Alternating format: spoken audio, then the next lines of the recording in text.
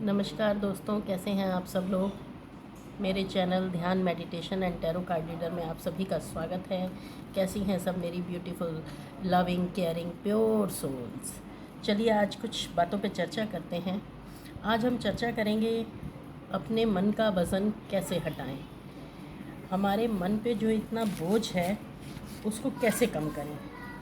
जैसा कि आप सब जानते हैं, हम सभी एक प्योर सोल हैं, आत्मा है।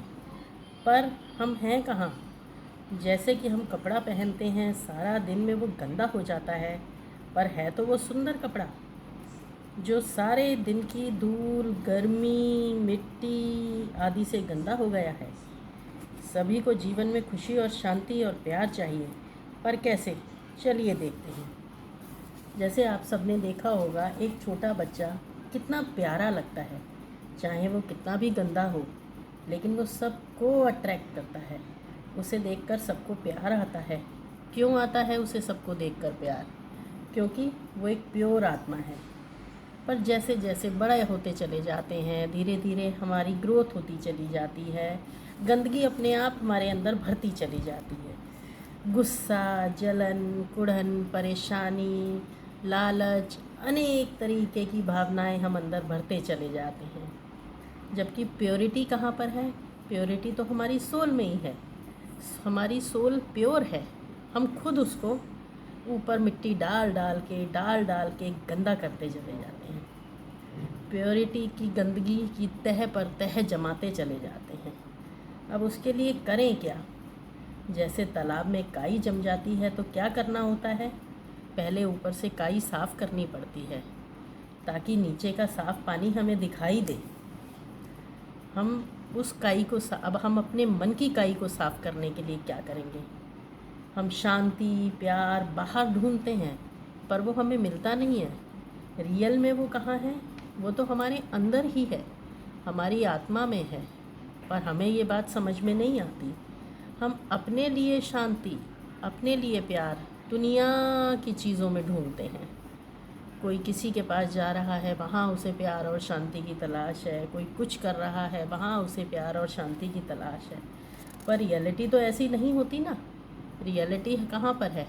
हमें अंदर की शांति चाहिए, भीतर की शांति चाहिए। वो कैसे मिलेगी? भीतर की ही शांति ही मेन तो है। बाहर तो सब शांत है। आपने देखा होगा, कई बार जब हम बहुत डिस्टर्ब होते हैं तो हमें किसी की कोई भी बात समझ में ही नहीं आती, जबकि कई लोग बोल रहे होते हैं, पर हमें उनकी कोई भी बात सुनाई ही नहीं देती। हमारा दिमाग तो अपने ही विचारों में खोया रहता है। उसी तरह जब हम बहुत खुश होते हैं तो चाहे आसपास कितना भी शोर शराबा हो, हमें फिर भी मज़ा आता है। हम इरिटेट तो नहीं होते ना। इसी तरह जो हमारी आत्मा है वो हमारा ही स्वरूप है। स्वरूप मतलब खुद का ही रूप है। खुद के ही रूप को निखारना है, उसी को समझना है। जैसे हम सारा दिन अपने शरीर को सुंदर बनाने में लगे रहते हैं, कभी अपने बाल ठीक करते हैं, कभी कपड़े ठीक करते हैं, कभी चेहरे को चमकाते हैं। दिन में कई बार हम शीशा देखते हैं। किस लिए? कि हम खूबसूरत दिखते रहें, लोग हमें देखें और खूबसूरत देखें। हम अपने आप को ही खूबसूरत दिखना चाहते हैं। उसी तरीके से हमें अपनी आत्मा को चमकाना है। जैसे हम गाड़ी का शीशा चमकाते हैं बार बार, वैसे ही हमें अपने विचारों को चमकाना है बार बार। विचारों पे गंदगी की परत नहीं जमा होने देनी है, उसको रोक के रखना है। जैसे ही थोड़ी सी परत आपको लगे कि गुस्से की परत जमा हो रही है, फ़ौरन उसको वैनिश आउट करना है, रोक के नहीं रखना है। रोक के रखेंगे, एक परत, दो परत, तीन परत जमती चली जाएगी और धीरे धीरे कुछ समय बाद वो इतनी मोटी हो जाएगी कि उसको हटाना ही मुश्किल हो जाएगा। हमें अपने विचारों को चमकाना है, चमकाते रहना है। थोड़े थोड़े टाइम बाद अपने आप ध्यान देना है। जैसे हम अपने शरीर पर ध्यान देते हैं, वैसे ही हमें अपने विचारों पर भी ध्यान देना है।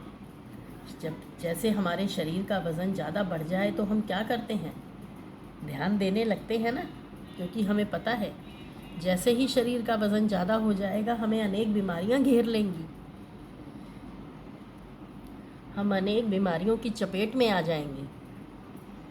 उसके लिए हम क्या करते हैं, डाइटिंग शुरू कर देते हैं, एक्सरसाइज शुरू कर देते हैं।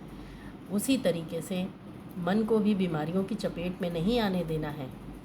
मन को भी ठीक रखने के लिए उसका ध्यान रखना है। उसके ऊपर जो गंदगी की परत जमा हो गई है उसे वैनिश आउट, साफ़ करना है। टाइम टू टाइम उसकी सफाई करते जाना है। उसके लिए हमें अपनी भावनाओं को अच्छा रखना है, दुरुस्त रखना है। जब भी लगे कि गंदी भावनाएं हमारे अंदर प्रवेश कर रही हैं, तुरंत फ़ौरन उन भावनाओं को झटकना है और किसी अच्छी भावना को अपने अंदर लेके जाना है।